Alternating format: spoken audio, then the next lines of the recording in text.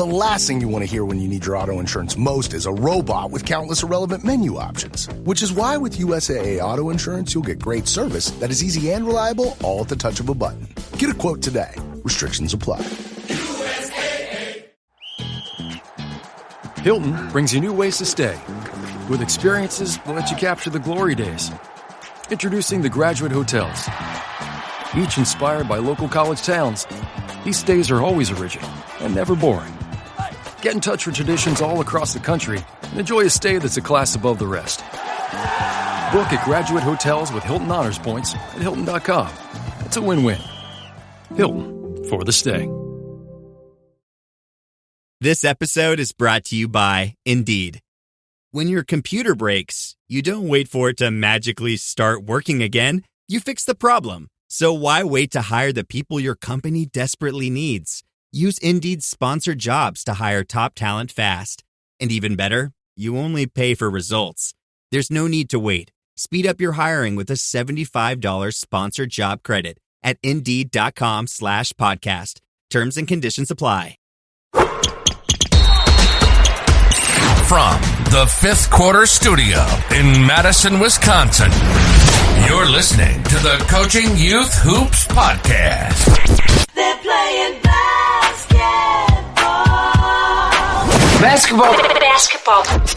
Here's our hosts, Steve Collins, and Bill Flitter.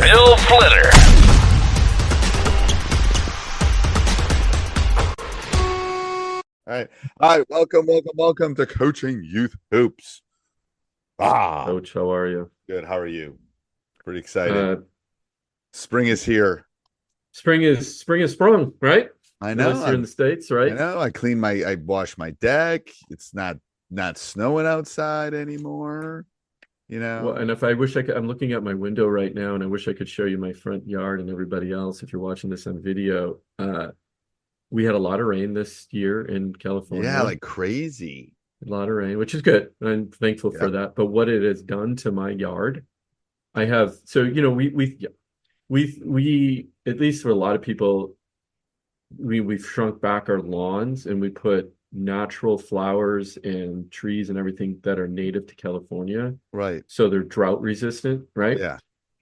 So that's what we have in our I have a big front yard. Our house is kind of set back.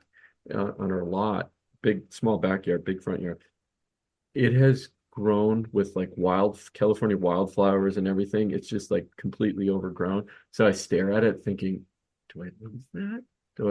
I think you leave it, don't you? I know it looks great. I do. My wife doesn't like too much. Yeah, I know. But, well, then it's going to because it's not pruned and it's just it's like a field, and I love that look. It's just random and you're gonna have to go orange and purple. Before we jump into today's topic, we've got a couple surprises, right? A couple things we want to share with our audience.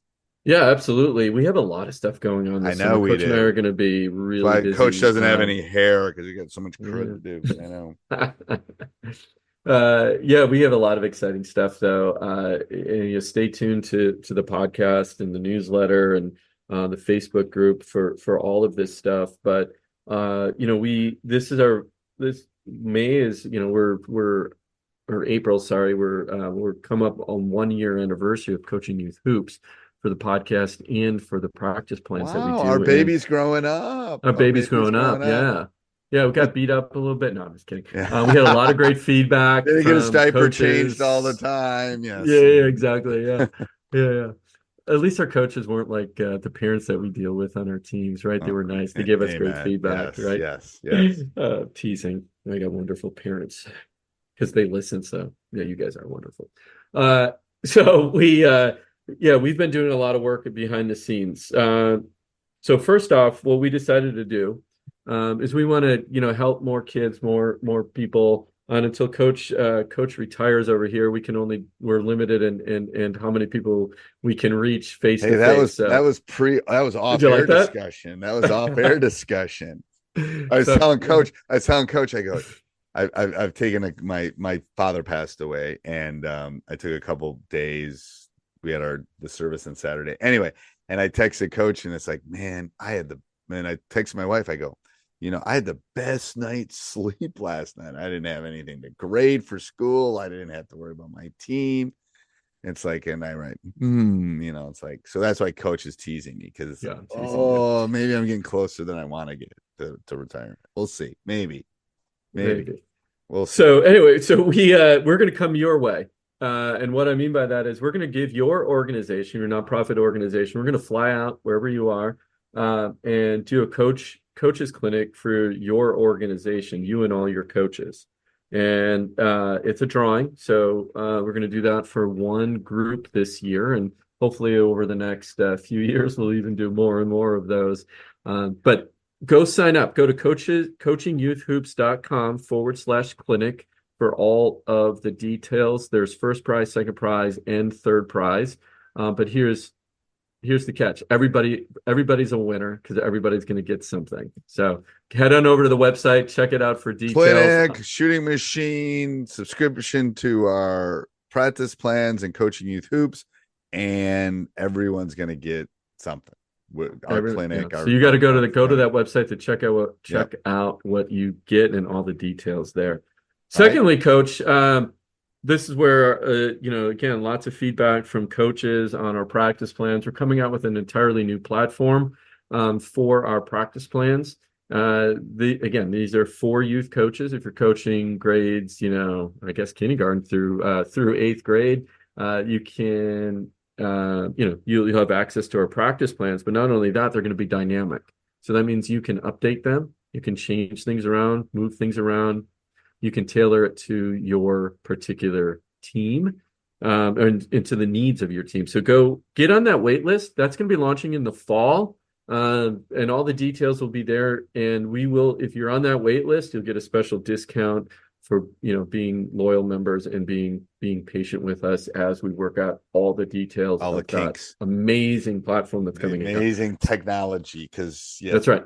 We're not. So go to coachingyouthhoops.com/wait list. coachingyouthhoops.com/wait list for all the details there. Okay, perfect. All right. So what's today's topic, Coach? This is the second in a series that we're diving into the practice plan. And one of the previous podcasts we talked that kicked this whole series off is, what if we got practice planning wrong? Okay. And if you haven't listened to that one, go back, find that one in the archives. And we're going to continue on this discussion to talk about how do you make practice planning better. And today's topic is going to be on the principles of play. And what are the principles of play? It's this idea of, I think about it from the standpoint of what do you believe in as a coach? What's your philosophy, and what do you want to get across to your players? So that's how I think about principles of play. Is that kind of what you think, Coach? Yeah, I mean, so I think it's like having, what is our net goal for everyone is to hopefully win basketball games. That's our net goal.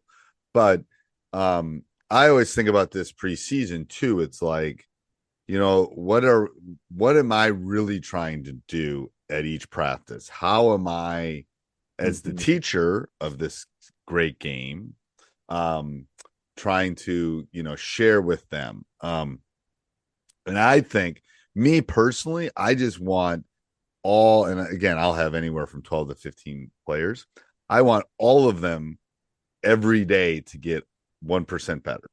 And is that possible? No. But I try. I want improvement. Just like in my stats class, I want improvement.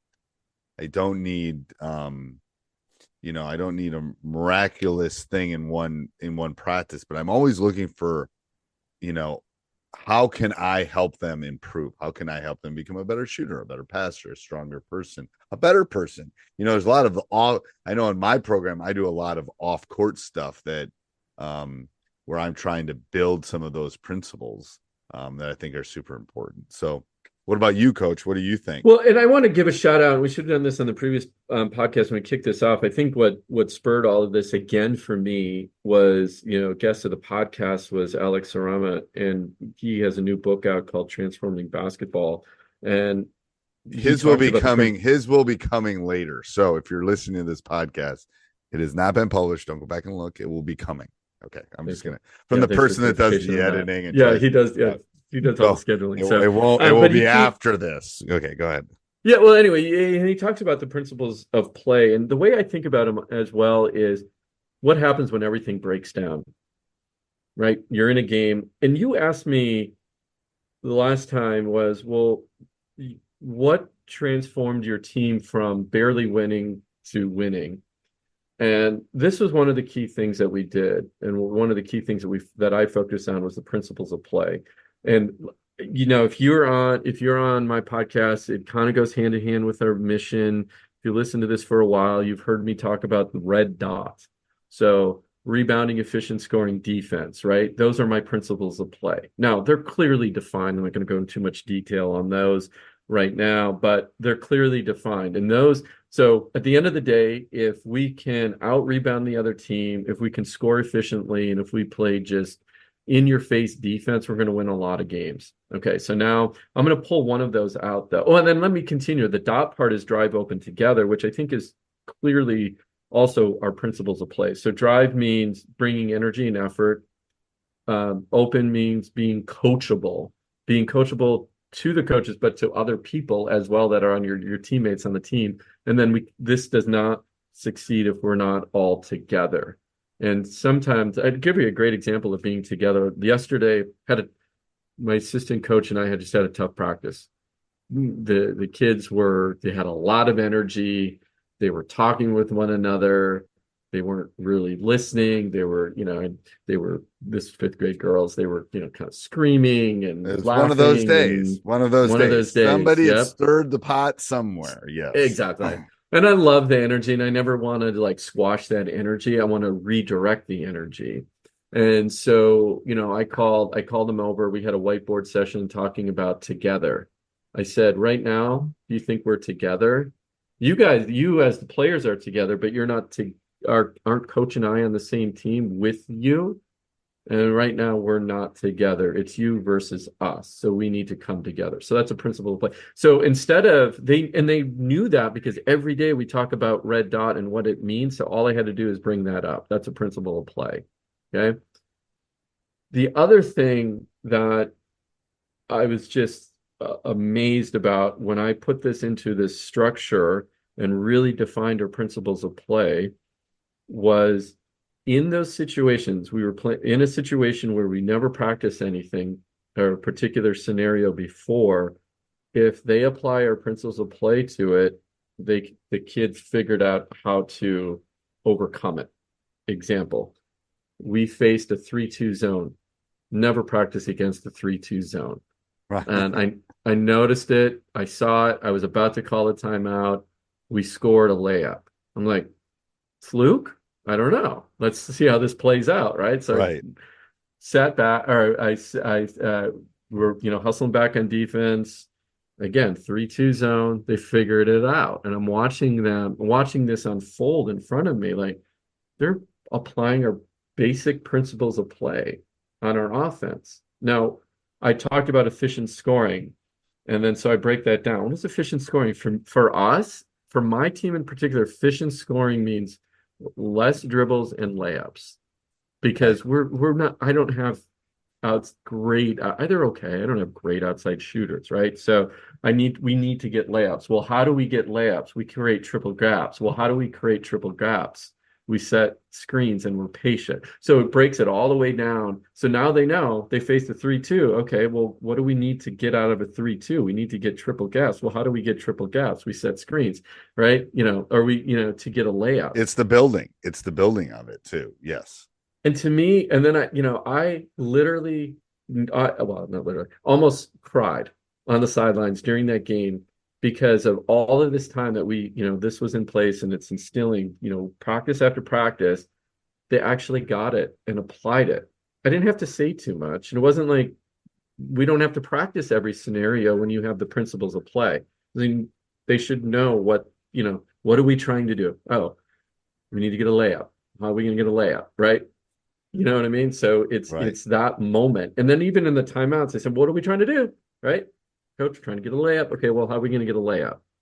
Right? What if they pack the middle? Okay, well, how do we get a layup if they pack the middle? Right? So then they already know how to do that through a principle of play.